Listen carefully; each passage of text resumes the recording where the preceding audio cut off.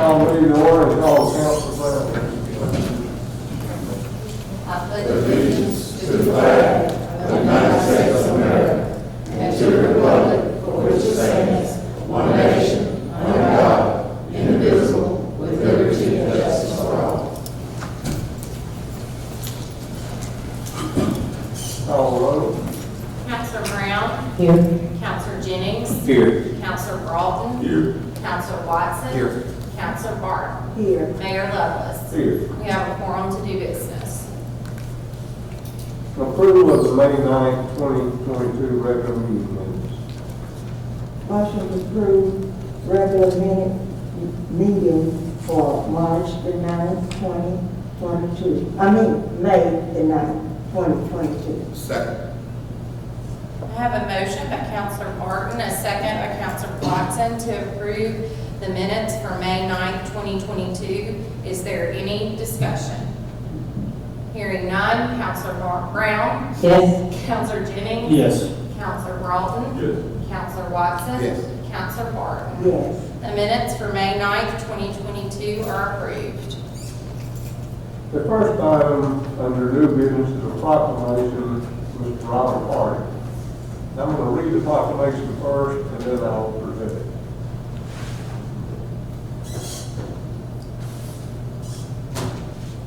Proclamation in recognition of dedicated service to the City of Brewton and its residents. Whereas the City of Brewton seeks to support and encourage outstanding leadership and dedicated service to its residents. And whereas Robert Hardy has served on the Brewton Housing Board for more than 30 years. And whereas Robert Hardy was instrumental in implementing programs such as the drug-free program, HUD Strong Families, Making a Difference program, modernization of Washington and Vine Circle, residential COVID care packages, and back-to-school giveaway. And whereas Robert Hardy helped to build Brewton Housing Authority's high-performance status and secure the Brewton Housing Authority yearly safety recognition. Whereas generations of Brewton residents benefited from his example, commitment, and dedication to the Brewton Housing Board. Now therefore be it proclaimed by the Mayor and the Brewton City Council that Robert Hardy will be honored by the city and all its residents upon his retirement from the Brewton Housing Board. Proclaimed this 23rd day of May, 2022. Congratulations.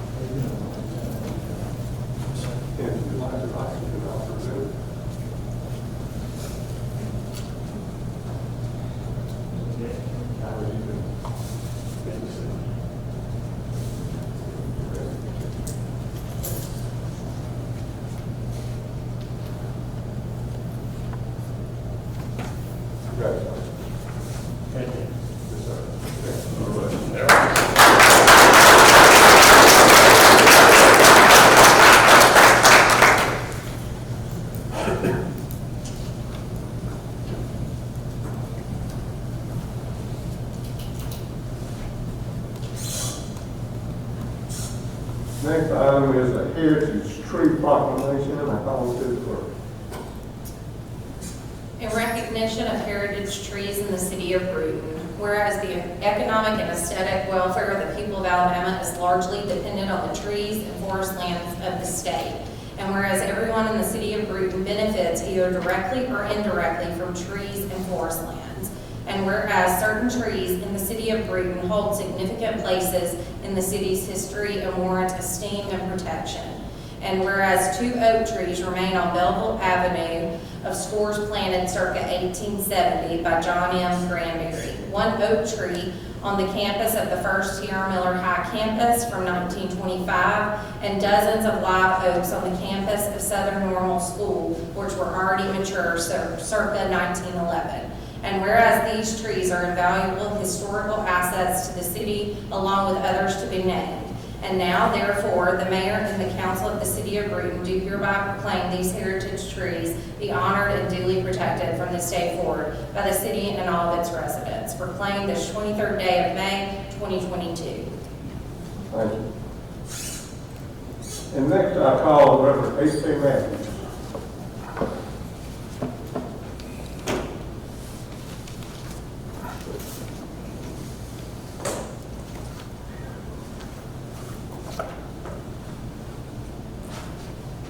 Thank you, Mr. Mayor, council people, brother. There was a time I would kind of hop up here, run up here.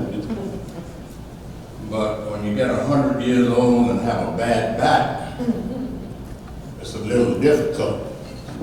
And of course, I think all of you know that I'm afraid of crowds, and I'm frightened of crowds, and I can't do much in crowds.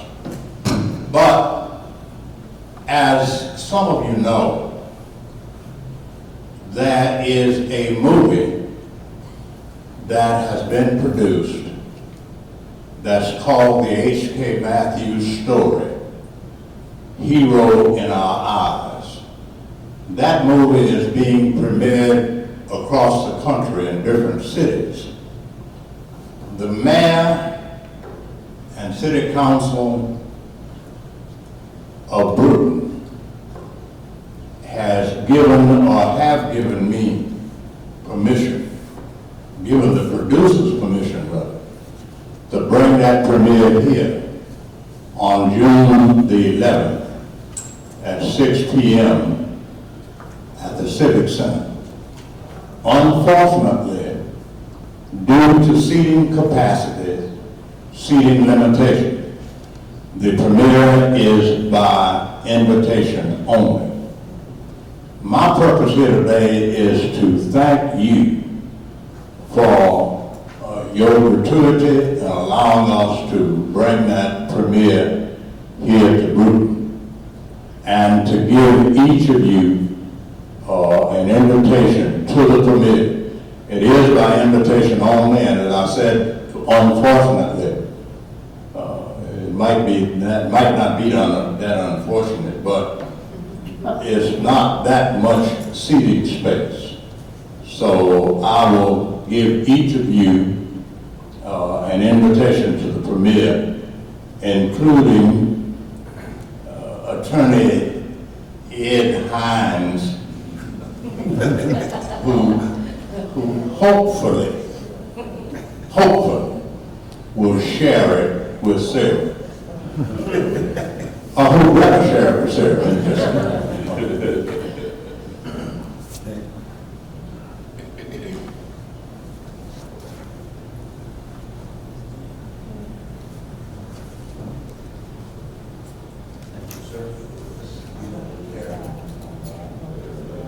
Give that to the mayor.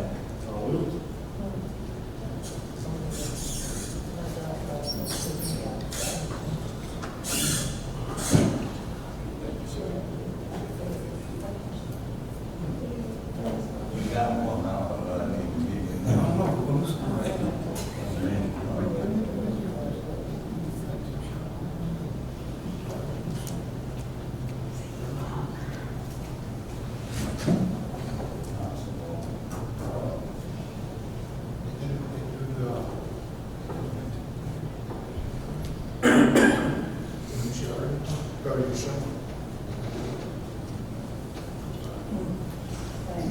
Eagle compliment.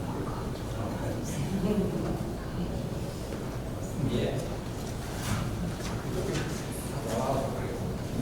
And I do ask respectfully to be excused in just a minute.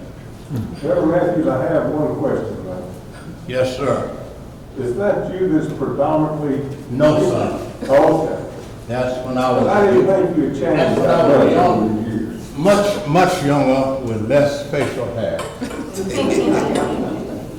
Thank you, we certainly try our best to be especially Sally, since you're her judge in the county.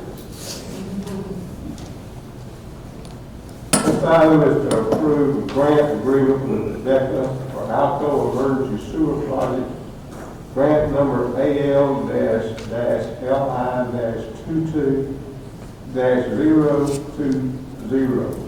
This grant was emergency grant of $500,000 that Senator Albritton and Representative Baker and the governor most gracious to award to the city.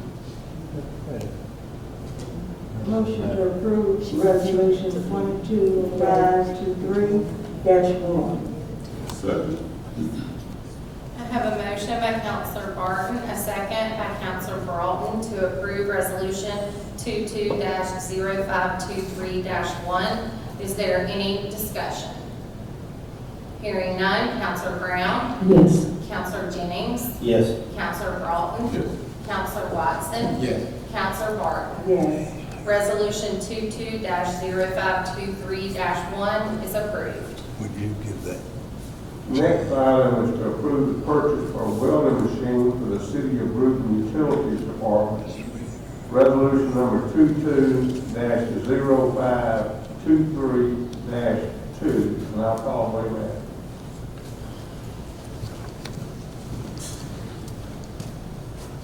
Mayor and council, I come before y'all today to ask y'all to approve this here for us to buy this new welding machine, to put in our fleet. We actually had to change our welding procedures a couple of months ago, and due to the Public Service Commission coming in and changing a bunch of rules and stuff on us. But anyway, I'm asking, we actually got 3 bids, and I think that the Air Gas USA, which is here in Brewton, is the low bidder for like $25,000. And I'm asking y'all's approval of this. That's resolution 22-0523-2. Offer motion to approve resolution number 22-0523-2. Second. I have a motion by Counselor Watson and a second by Counselor Barton to approve resolution 22-0523-2. Is there any discussion? Hearing none, Counselor Brown? Yes. Counselor Jennings? Yes. Counselor Broughton? Yes. Counselor Watson? Yes. Counselor Barton? Yes. Resolution 22-0523-2 is approved. Thank y'all, Councilman, Mayor. Thank you. Next item is to approve rezoning of property located at 1515 Douglas Avenue, and I call on Rocco. Mayor and council, the planning commission had an application for a zoning amendment coming to it on behalf of United Bank for 1515 Douglas Avenue. We did the public hearing, held it, and did some more studies on it, and the recommendation from the planning commission to you is to rezone it from an R1 to a B1. And this resolution would be just a whole public hearing. Did they submit a proposed drawing of what that building would look like? They submitted one, compared it to the one from Daphne, and said it would be similar but not exact to it. But the outline that you have is just the map of what it would be, placement on the lot, but not the architecture drawings. Could they bring that next time too? Absolutely. Okay. If the drawing that y'all saw was satisfactory to the planning board? Yes, sir. So, for the public, idea what we're talking about, tell where the location is located, not the address, but where the place actually on the map. So it's Douglas Avenue and Beebe Street. If you come out of the southwestern exit from the Lisco Shopping Center, there would be a White House, which is the residence there at that corner on Douglas and Beebe. You said the whole shopping center, that the corner of it runs across the people, and that's why it's connected. Yes, sir. So the southwest corner, from the way I understand it, the southwest corner of that property, the shopping center, the northeast corner of this property, from our ordinance, the center line of the highway would be the meeting point, and that'd be where those two properties meet. So that would, from from my understanding, considered for not be spot zoning. It'd be consistent with that, for that area. And they've had a neighborhood meeting with this? They were able to partake in the public hearing Right. portion of it. We did have some partake in it. We also heard from the, some members heard from the church. There's no issues there from it. And we've also already had another request for between that area and Burger King to be rezoned. And the exit entrance is on Douglas. Yes, sir. By our ordinance, we cannot have any exit or entrance going into the residential area, the main entrance. So it will be on Douglas, just south of that intersection, from Douglas and Beatty. Any other questions? Closer to Virginia with the center. It'd be closer towards, going towards, Wilson Street. Closer to. Cross street from Virginia. Yes, sir. Resolution number 22-0523-3. Mayor, I'd like to make a motion to approve resolution 22-0523-3. Second. I have a motion by Counselor Broughton, a second by Counselor Jennings to approve Resolution 22-0523-3. Is there any discussion? Hearing none, Counselor Brown? Yes. Counselor Jennings? Yes. Counselor Broughton? Yes. Counselor Watson? Yes. Counselor Barton? Yes. Resolution 22-0523-3 is approved. Thank you. Thank you. Next item is appoint a nominating committee for the Brewton Development Committee, and it's expiring terms of Brooks Garrett and Kenny Garden, and I appoint David Jennings and Cheryl Barton. Next item is update from Brewton Housing Authority. I call on Tanisha Thomas.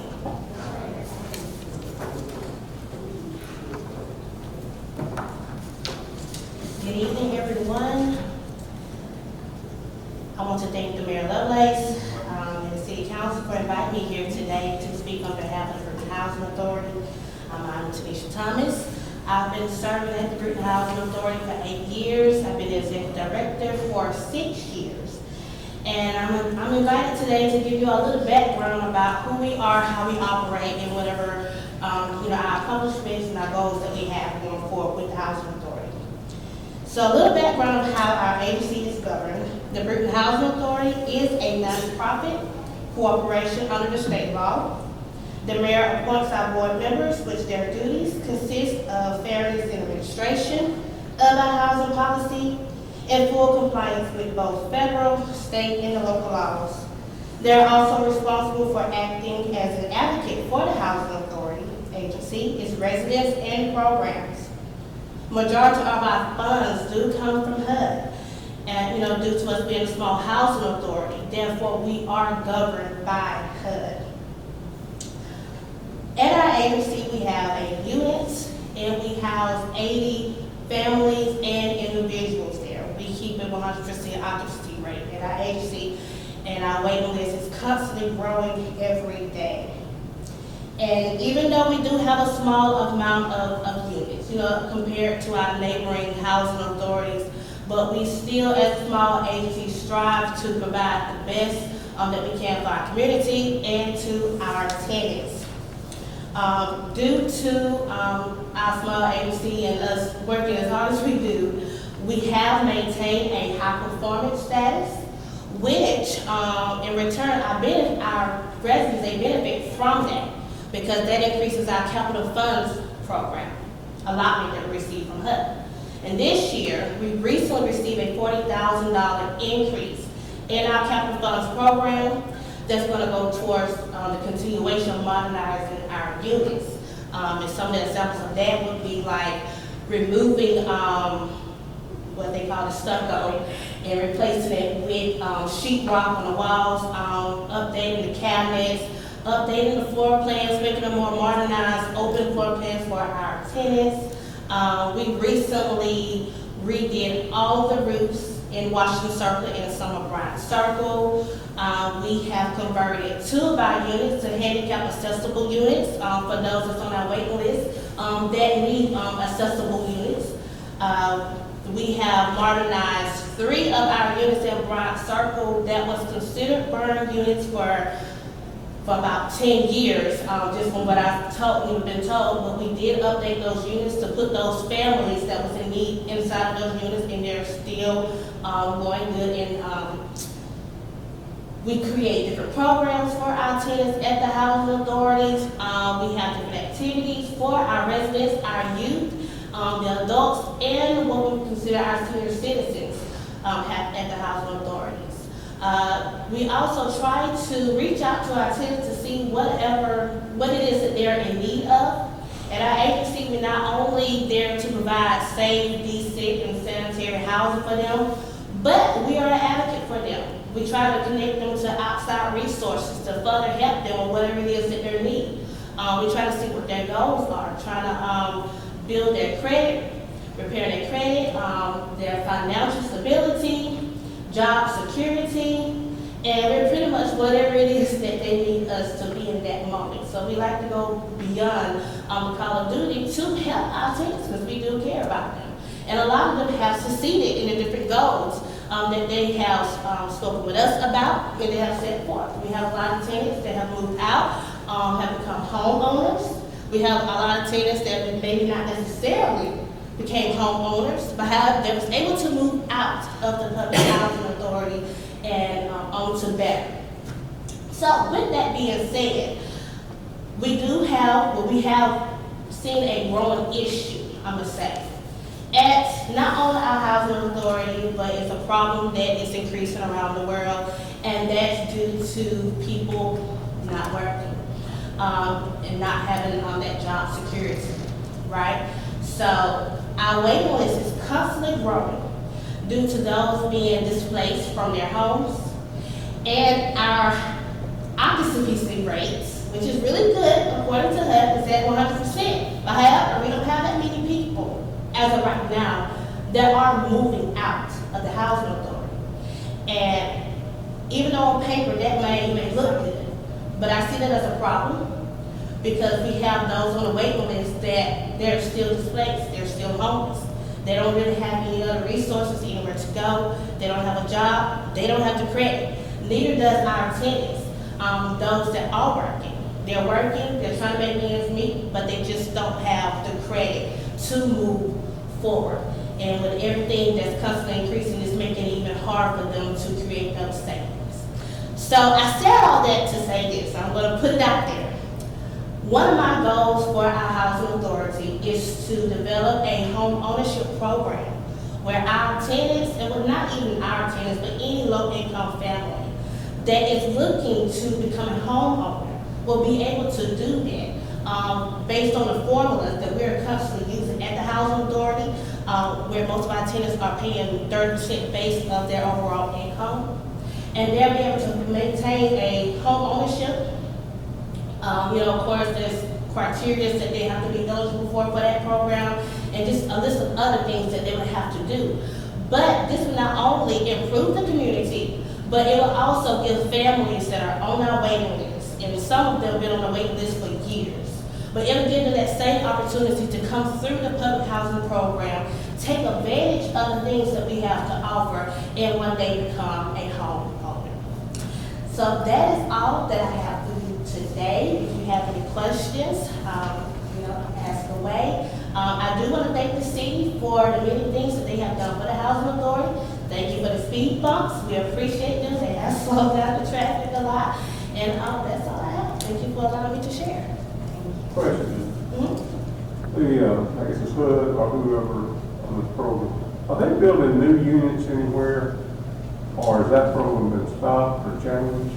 New public housing units, because of the fair housing limit, fair cost limit, they're not providing any new public housing units. However, there is a new program out there called RAD, where housing agencies that are eligible for that program, they're able to get up under that program and turn whatever units that they have now into those RAD developments. And depending on how much funds HUD gives you, you are able to create or purchase additional units.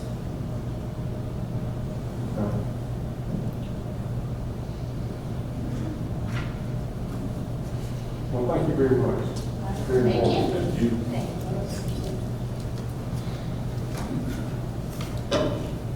Next item is an update on the Murder Creek Mud Run, and I call Steve Lake.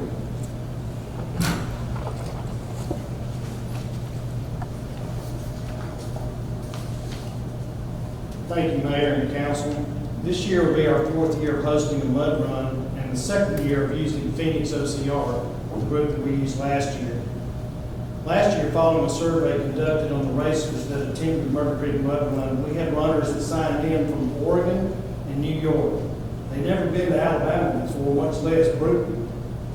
These runners spend on average $800 in the local economy for the events they enter, and that's lodging, food, fuel, recreation, and retail purchases. In the 2021 race, 88% of the registered participants who ran were from outside the Brewton area. That doesn't include their friends or their family that came to Brewton to support their racer. More than 50% stayed overnight for the event or in the proximity of Brewton. Since last year, Phoenix OCR, the group that we're partnered with, has become a qualifying race brand for the OCR World Championships. So those elite runners, the ones you see that are all bulked up and come from out of town, are looking to qualify in Brewton. The racers that compete at the elite level and place within the top 3 places of the Murder Creek Mud Run here in Brewton will qualify for the World Championship OCR races in Vermont this September. So, what started out as a fun run with obstacles for our local citizens has now grown to include a world-class obstacle for competitors that come to Brewton. And at this time, I'd like to formally ask that once again, the mayor and council consider allowing this race to utilize the 3 parks that we have, Jennings, O'Bannon, and E.O. Wilson, for that race again this year. And the date of that race is going to be June 4th, 2022.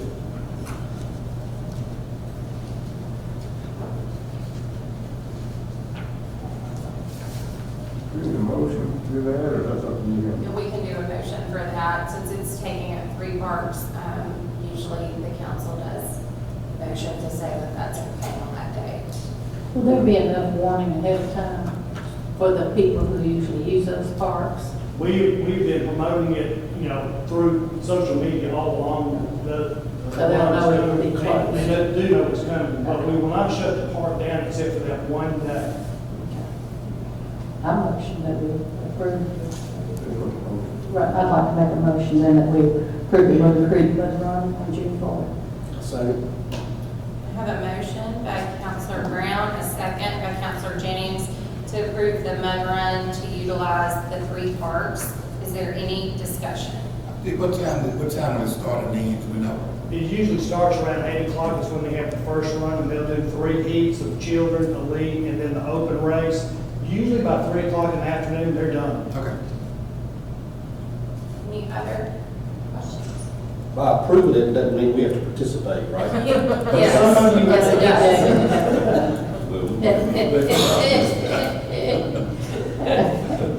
Any further questions? Councilor Brown? Yes. Councilor Jennings? Yes. Councilor Broughton? Councilor Watson? Yes. Councilor Barton? Yes. The mud run will proceed. Thank you, Mayor and Council. Next item is the appoint review committee for the proposal of the University of Alabama on Dogwood Hills. This is a study of the land, the best use of the land, and also includes public hearings, and it also include locating contractors to do the work if you want to do. I appoint Councilor Brown, Councilor Broughton, Councilor Jennings. Mr. President,